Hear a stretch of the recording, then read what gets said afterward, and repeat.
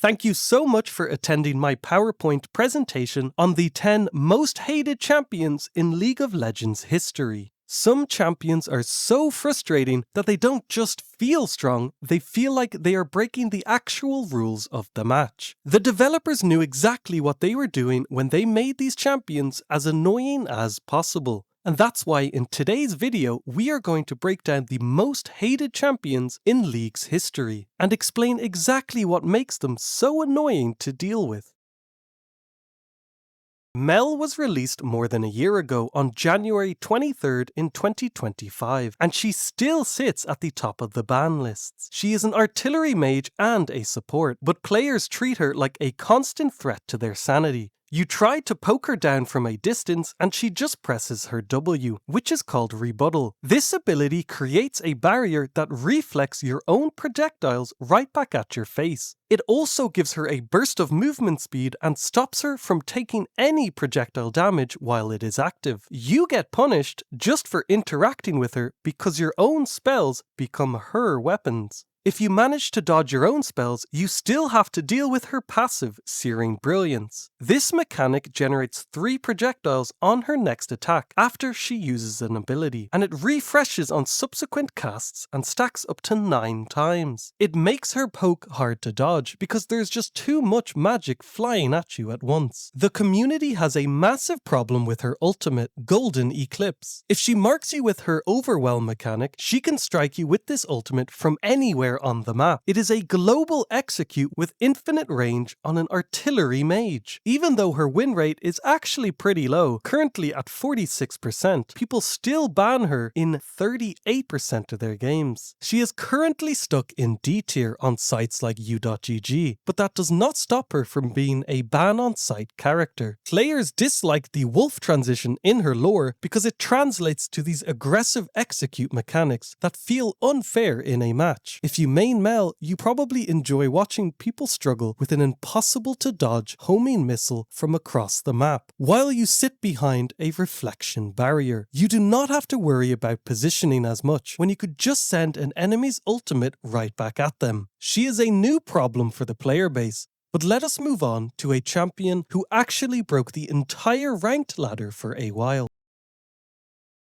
Zahen is a fighter and assassin that usually goes top or jungle, and he was a disaster for the patch 26.7 and 26.8 meta. During the early 2026 season, you could not play a normal game of League without seeing this guy or banning him immediately. Surprisingly, despite how frustrating he feels, his actual presence isn't breaking the servers. Currently, he maintains a modest 2.4% pick rate and a ban rate hovering around 3%. Still, you make one tiny mistake in lane and Zahen punishes you for it. He dictates how every single fight happens. The community decided that Zahen was still a must ban if you wanted to actually climb the ladder. Players often talk about his presence problem because he is so overwhelming that the game revolves entirely around where he is on the map. He is a broken character that everyone has to deal with in every lobby. If he is not banned, the match feels like a guaranteed loss before it even starts. If you main Zahen, you probably like the feeling of being the person that 9 other people have to play around. Most players are just waiting for the day he gets nerfed into the ground so they can stop wasting their ban on him every single game. You just walk into a lane and take what you want while the enemy jungler stays away. Subjective terror is one thing, but some champions are hated because you literally cannot see them coming.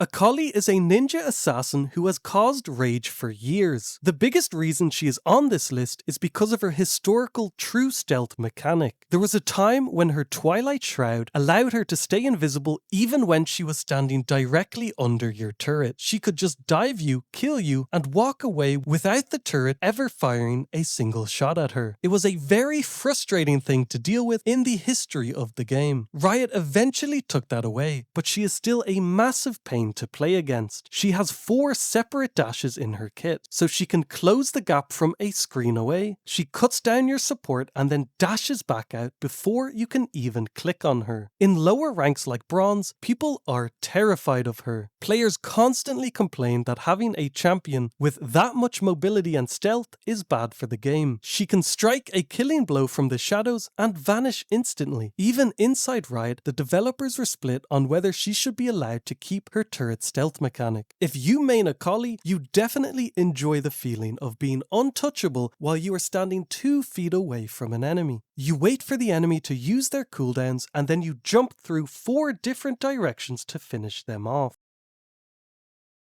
But do you know what you don't have to wait for? Subscribing to the channel. Thank you all so much for watching. This is the very first video on this channel and a lot of work has gone into it. So if you find yourself enjoying it, please leave a like and maybe consider subscribing. Anyway, next on our list is Draven. Draven is a marksman who gains power faster than almost anyone else in the game. His whole kit is built around his spinning axes and his passive League of Draven. When he catches an axe or kills a minion or monster, he gets a stack. When he gets a kill, he cashes out those stacks for a massive amount of bonus gold. This means if a Draven gets just 1 kill at level 2, your lane is basically over. He comes back to lane with a huge item advantage and can 2-tap you before you can even get close to a minion. Players hate him because his damage output feels hard to justify. The Draven main is a very specific kind of person in the community. They are known for having huge egos and being toxic in lobby chat. The stereotype is that if a Draven player does not get an early lead, they will just run it down and ruin the game for everyone else. They want the entire match to be played at their pace, or they will not play at all. In Masters Plus, his ban rate remains high because high-level players do not want to risk him running away with the game after one lucky fight in the river. If you main Draven, you probably spend more time typing in all chat than you do actually looking at the map. You like the idea of being a carry who forces everyone else to watch you get rich. You want to see that gold notification pop up over your head while the enemy ADC hides at their fountain. Draven kills you with raw damage, but our next champion kills you by being impossible to catch. Irelia is the Blade Dancer, and she is one of the most frustrating fighters to lane against. Her main tool is Blade Surge, which lets her dash to a target. If the target dies or is marked, the cooldown resets. This means she can dash through an entire wave of minions in about 2 seconds. If you are a ranged champion, her mobility feels impossible to deal with. She can be on the other side of the lane one moment and right in your face the next. Opponents hate her fast combos and the way she can short dash around a fight. Once she builds Blade of the Ruined King, it feels like she does not even need her own stats anymore, because the item does all the work for her. She is the reason the "better nerf Irelia" joke exists. Years ago, Riot used to nerf her every time a different champion became too strong, and the community never forgot it. Even now, she is hard to balance. She is a character who feels weak if she does not land her E, but feels oppressive if she does. There is a Korean player named Irel King who is so good at her that he can beat Grandmaster players even in bad matchups. This just proves to the community that if someone is good at Irelia, there is basically no counterplay. If you main Irelia, you probably think that you are a mechanical genius because you can press Q on 5 minions in a row. You like the feeling of healing back to full health just by dashing through a wave while the enemy tries to land a skill shot on you. Now, let us talk about the champion who has been called Satan for over a decade.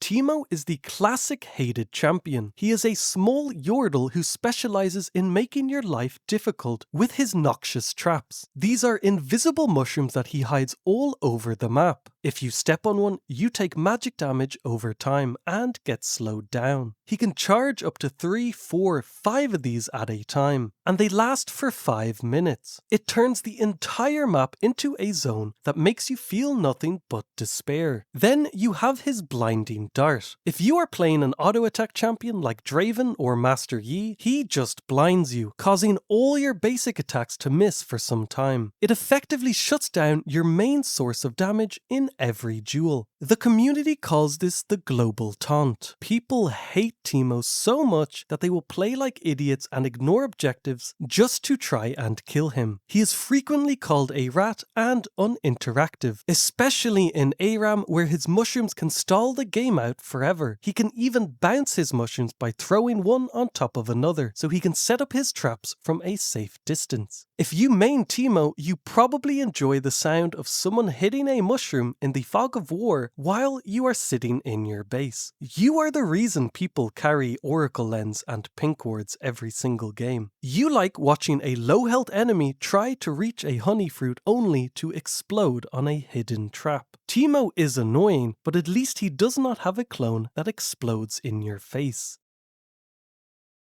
Shaco is the Demon Jester, and he is built for making people angry. His Q, Deceive, lets him blink and turn invisible at the same time. He can jump over walls and gank you from angles you didn't even know existed. Then he has his Jack-in-the-Box traps that fear you when you walk towards them. Shaco players love to bait you into bushes filled with these boxes. The worst part of his kit is his ultimate, Hallucinate. He creates a clone of himself, and if you kill the fake one, it explodes into 3 mini boxes that fear you all over again. Usually, the Shaco player follows this up by typing a question mark in all chat just to tilt you further. Shaco mains have a reputation for being the most toxic people in the game. They thrive on making the enemy jungler miserable. There is a community meme that reporting a Shaco is the only reasonable response to dying to his clone explosion. Even when his win rate is not that high, he keeps a surprisingly high ban rate because he is just unfun to play against. He does not play the game like a normal assassin. He plays it like someone who wants you to quit. If you main Shaco, you definitely have a folder full of screenshots where people got mad at you in the chat. You do not want to win the game as much as you want to ruin someone else's day. You enjoy the feeling of an enemy blowing their ultimate on your clone while you are standing right behind them. Speaking of champions that people refuse to play against, we have to talk about one of the Wind Brothers.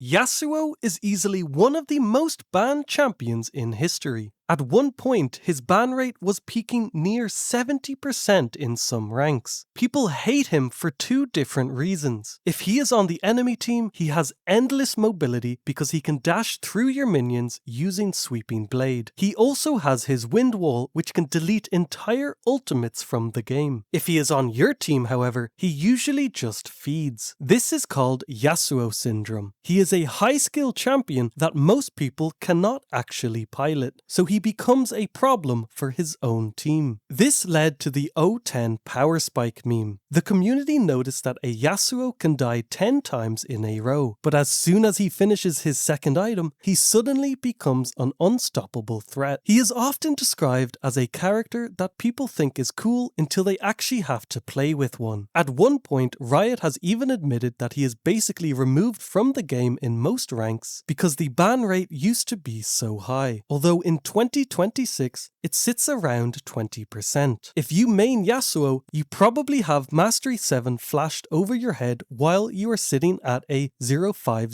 scoreline. You believe that you are one good tornado away from a pentakill at all times. You like the feeling of blocking an entire Ornn ultimate with one button press. Yasuo is a classic, but his designer somehow made someone even more frustrating.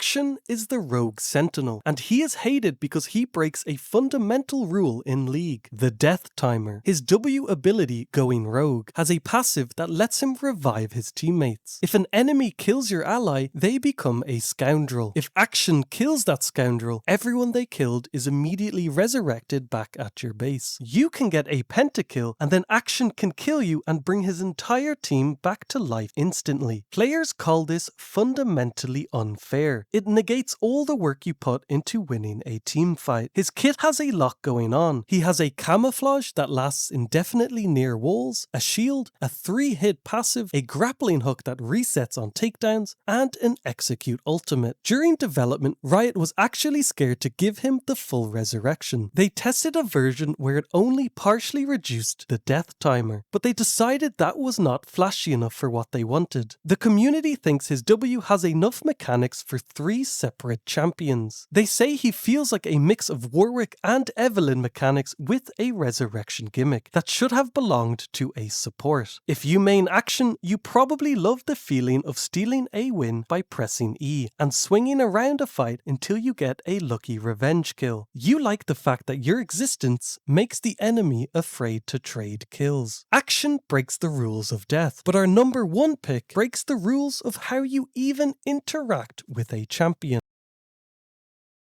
Yuumi is the most hated champion in the history of the game, and it's not even close. Her main mechanic is called You and Me, which lets her attach to an ally. While she is attached, she is completely untargetable by almost everything except turret fire and inbound projectiles. This removes core fundamentals like positioning and vulnerability. You cannot hit her unless her host dies first. Meteos and other pro players have called her the embodiment of everything wrong with the game. Her best friend mechanic makes it even worse because she just sticks to one person all game, turning them into an unkillable fighter while she has no reason to ever detach. The community calls her a brain-dead champion. There have been actual petitions on change.org asking Riot to remove her from the game because she is so toxic to the play experience. People joke that you can eat noodles while playing Yuumi because you do not have to worry about moving your character. During the 2022 World's main event, she had a 95% pick/ban rate and a 100% win rate in the games that she actually played. Even after a rework specifically designed to make her weaker in high ranks and less viable in pro play, players still ban her purely out of PTSD. They just refuse to risk playing against her ever again.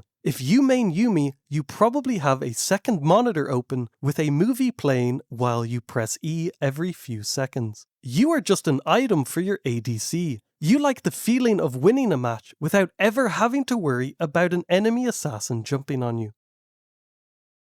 So, what do you guys think? Do you agree with this list? Thank you all so much for watching, and don't forget to leave a like and subscribe.